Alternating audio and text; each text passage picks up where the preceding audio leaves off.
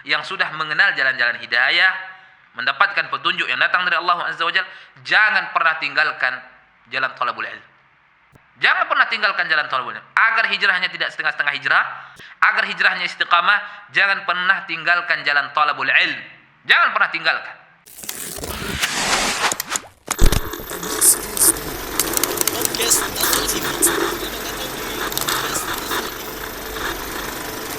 Alhamdulillah, kembali lagi bersama kami di podcast Alsil TV bersama Ustadz Asror Habibi Al-Siyafizullah Ta'ala.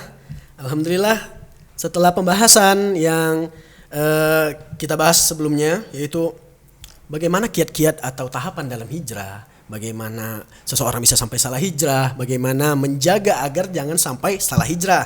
Nah, tentunya seperti yang Ustadz kemukakan tadi sebelumnya, ada balasan untuk orang-orang yang berhijrah atau meninggalkan perbuatan maksiat kepada perbuatan kebaikan atau amal ibadah, Ustaz, ya, seperti itu. Nah, kira-kira apa aja nih, Ustaz, balasan untuk orang-orang yang hijrah meninggalkan maksiatnya dan menuju kepada kebaikan ini, Ustaz?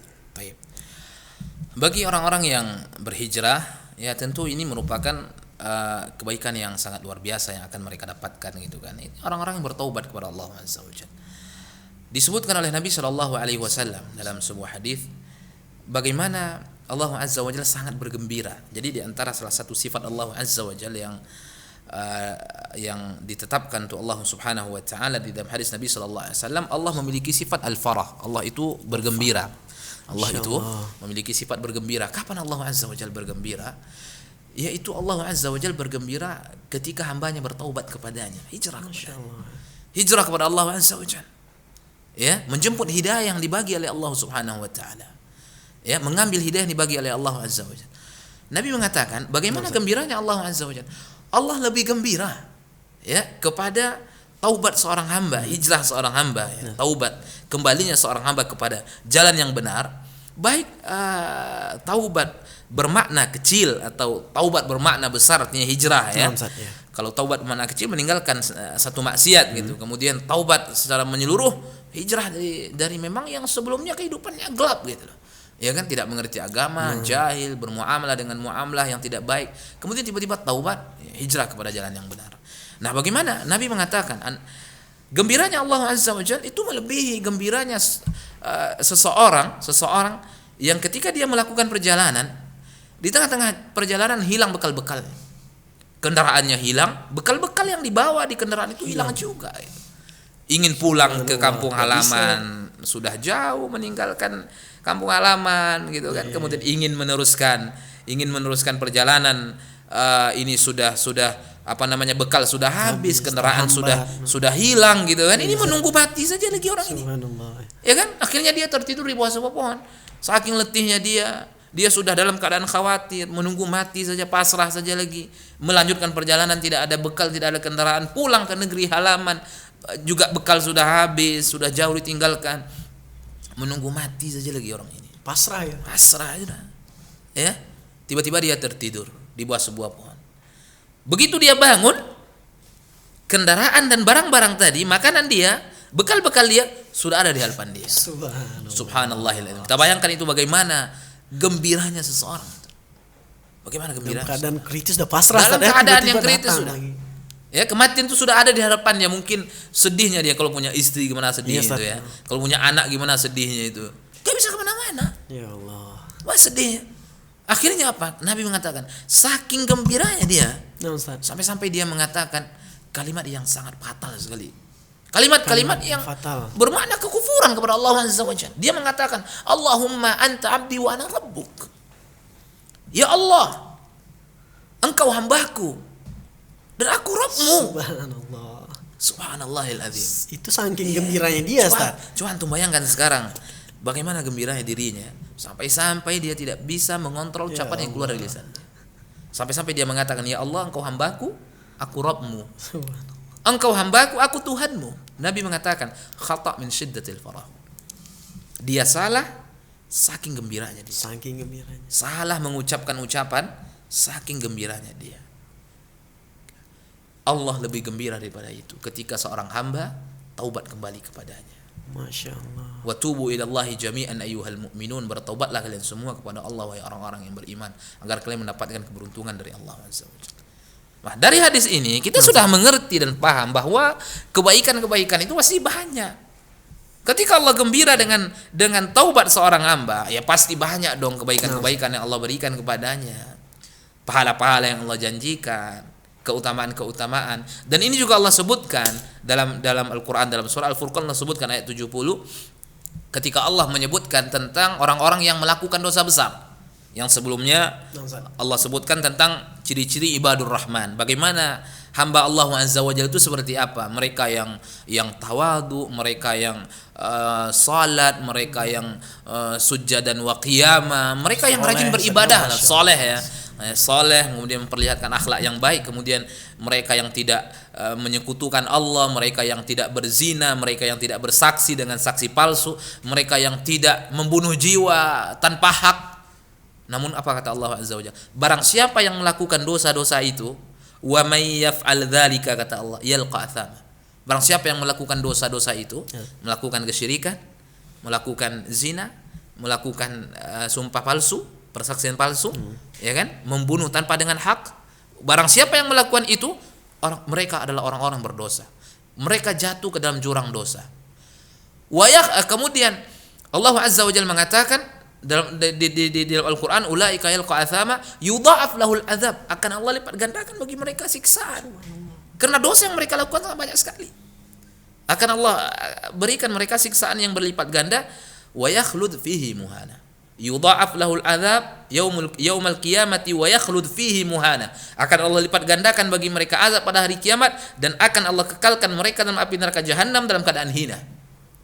Apa kata Allah setelah itu? Bayangkan ini, dosa syirik mereka lakukan, membunuh mereka lakukan, kemudian sumpah palsu mereka lakukan, ya, persaksian palsu mereka lakukan, berzina mereka lakukan, melakukan kejahatan-kejahatan, dosa besar. Lalu apa kata Allah pada ayat 70? Illa man taba wa amana wa amila amalan salihah fa ulaika yubaddilullahu sayyi'atihim hasanat. Kecuali mereka orang-orang yang bertaubat. Ya, bertaubat dari maksiat-maksiat itu. Ada kesempatan, Ustaz, ya? Iya, ada kesempatan Allah berikan. Nah, kadang tadi yang kita sebutkan lewat teguran tadi itu, lewat musibah tadi kan. Tapi kadang ya mesti kita cari, bukan kadang, mesti kita cari. Ada juga yang memang orang melakukan maksiat, Allah tak tegur dia gitu loh. Sengaja dibiarin gitu ya. ya. Ini berbahaya, malah berbahaya, istidraj ini. Iya, semakin jauh dia dari jalan kebenaran gitu loh. Kalau dia menunggu kapan ditegur, naudzubillah ya, kapan ditegur baru kembali kepada yang benar. Kalau tidak ditegur berarti ini benar. Ya enggak bisa seperti itu. Hidayah cari dong. Enggak bisa sembarangan.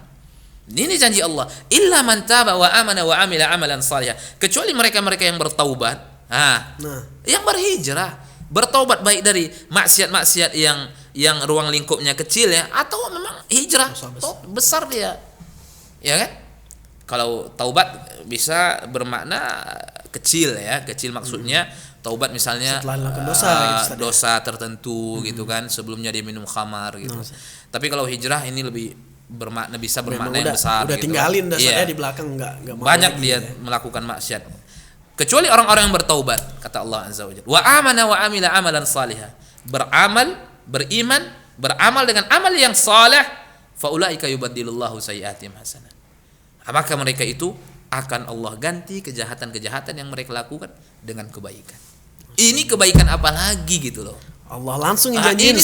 Ini sudah mewakili luar biasa sekali ini.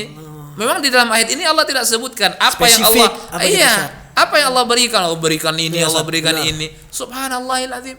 Enak-enaknya dia dulu melakukan kejahatan, Allah ganti dengan kebaikan. Ini nikmat apa lagi gitu loh. Iya kan? Entah kejahatan apa yang dilakukan oleh seseorang di masa lampaunya, kemudian berhijrah dia, taubat Allah Azza wa Jalla, kejahatan itu Allah ganti dengan pahala-pahala. Ini nikmat apa lagi gitu loh. Ini sangat luar biasa sekali. Jadi ini motivasi juga ya bagi teman-teman gitu kan, yang masih menjerumuskan dirinya dalam maksiat, dalam kelalaian. Ini motivasi luar biasa. Ayat ini jadikan di hadapan kelopak mata. Ya, jadikan di hadapan kelopak mata kita. Jangan sekali-kali kita putus asa terhadap rahmat Allah Azza wa Jalla. Allah panggil orang-orang yang telah banyak-banyak melakukan maksiat, melampaui batas dalam maksiat, Allah panggil mereka. Qul li ibadiyalladzina asrafu ala anfusihim. Katakan kepada hambaku yang mereka telah melampaui batas terhadap diri mereka, la taqnatu min rahmatillah. Jangan kalian putus asa dari rahmat Allah azza wajalla. Ini pahala yang Allah siapkan sangat besar. Illa man taba wa amana wa amila amalan salihah faulaika yubaddilullahu sayiatihim hasanat. Diganti kejahatan-kejahatan mereka dengan kebaikan-kebaikan yang datang dari Allah. Allah janjikan langsung Ustaz kalau ditinggalkan. Nah, karena memang Ustaz ada sebagian teman-teman atau yang berhijrah, mereka sudah membayangkan Ustaz atau mempertanyakan nih saya hijrah nih, saya tinggalin riba nih, saya tinggal maksudnya pekerjaannya mungkin di bank konvensional tuh seperti itu kan Ustaz.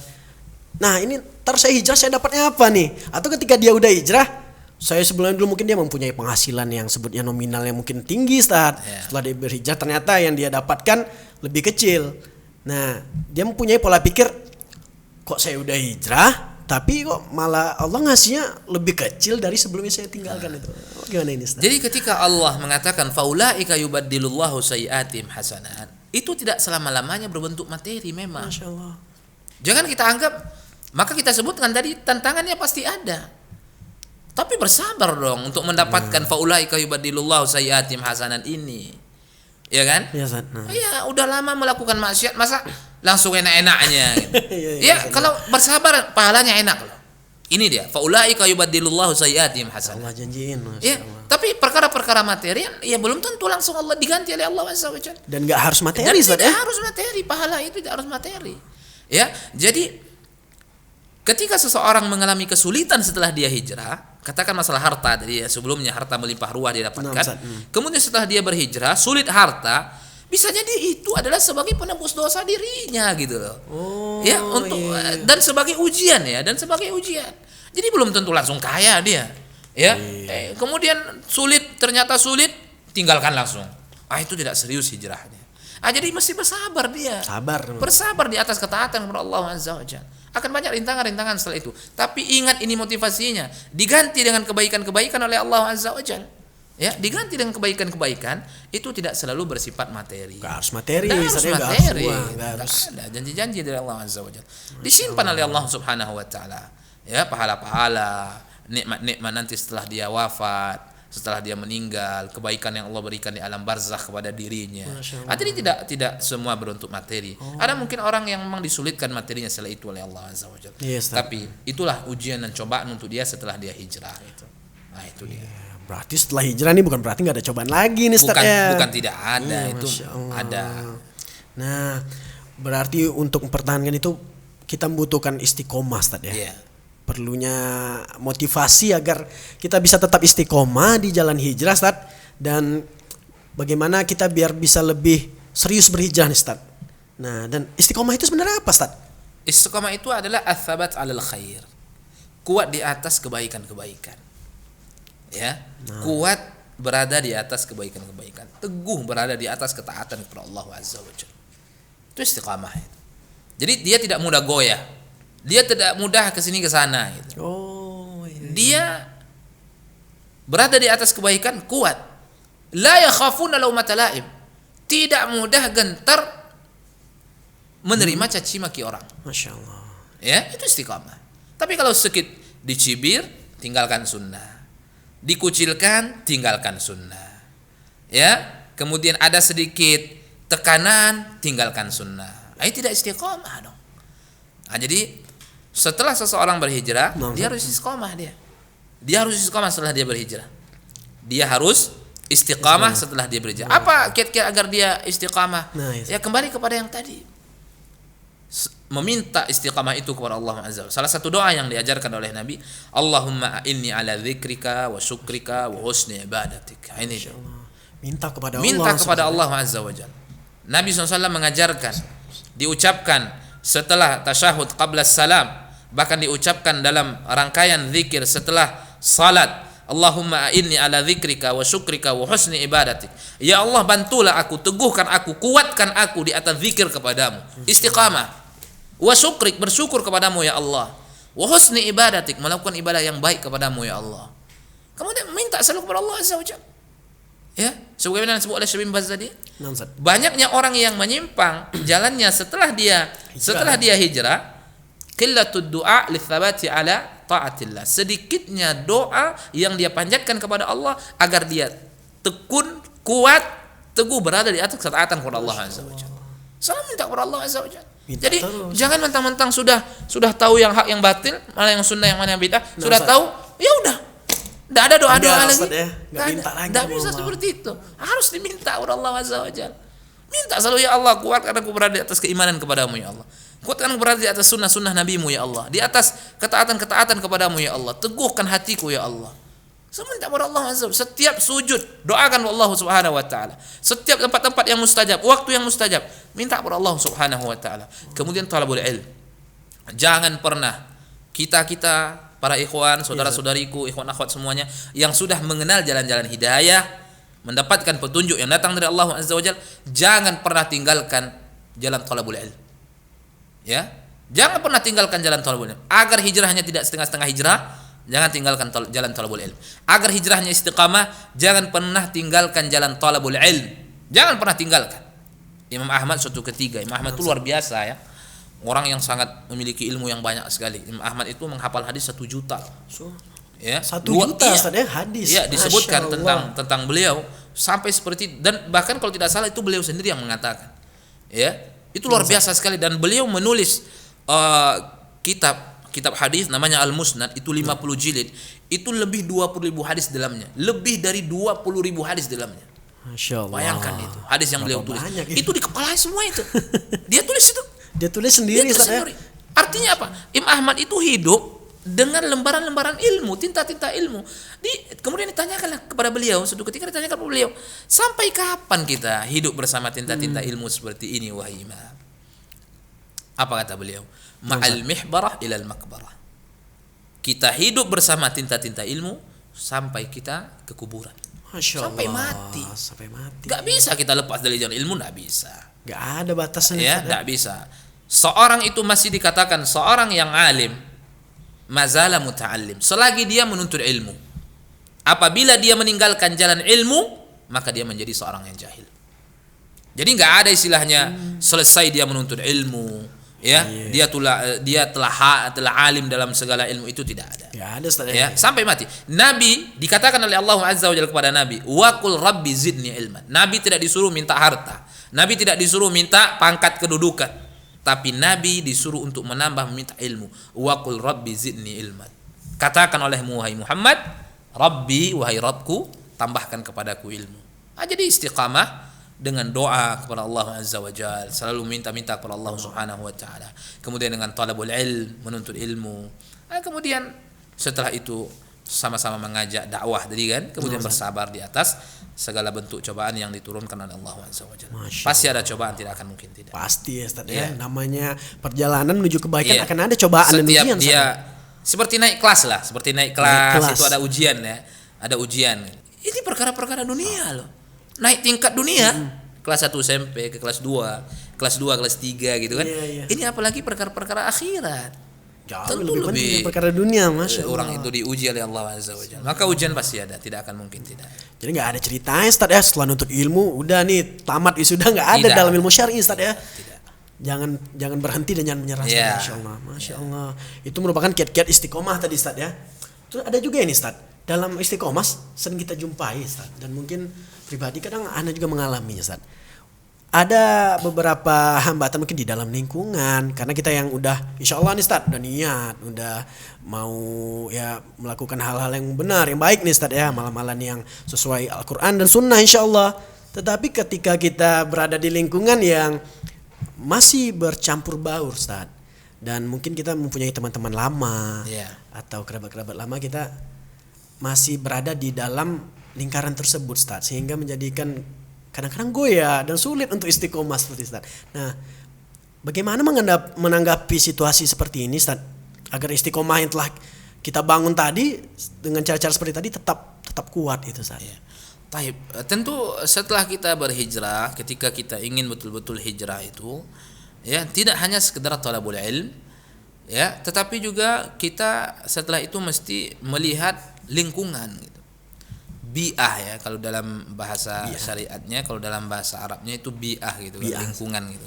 Dan lingkungan itu bisa merubah seseorang. Bisa merubah. Bisa merubah. Semangat dia untuk berhijrah itu bisa hilang ketika dia lingkungannya tidak baik. Ya. ketika lingkungannya tidak baik. Sekarang dia perhatikan. Nah, Ustaz. Kalau dia melihat bahwa dia akan kalah oleh lingkungan dia itu, tinggalkan lingkungannya. Tinggalin, Ustaz. Tinggalkan lingkungan dia.